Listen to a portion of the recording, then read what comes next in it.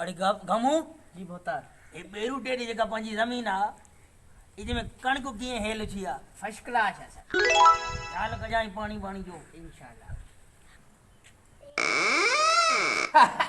मां भोतार वेठो ॻाल्हायां थो बादशाही जो ख़ैर भोतार क़िबला साईं अस्सलाम वालेकुम यो ख़ैर छा मसलो आहे कमदार साईं हो बकाल वाणियो आहे न इन्ही जा 3-4 लाख रुपया भोतार तुंहिंजे भाउ खे वठी आयो हुयो जागीर ख़ान खे उहो त तातियूं करे थो 3-4 लाख था इहो तूं कुझु कयो मां जो पटको धूड़ भोतार साईं कुझु त कयो अला हिकु कमु करे छा वञ चेक बुक खणी आहे त 2 लखनि जो ॾियांसि चेक छॾायां त जान वाणी चेक त तव्हां ॾिनो हा पोइ छा चेक थियो सां कमु न थियो न भोतार साईं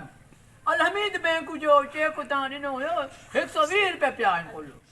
कढाई वठे हा न इहे बि न निकिता भोतार साईं हा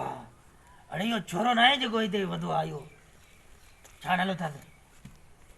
इहो अखू जेको सऊदी को आयो आहे हा ओ इहो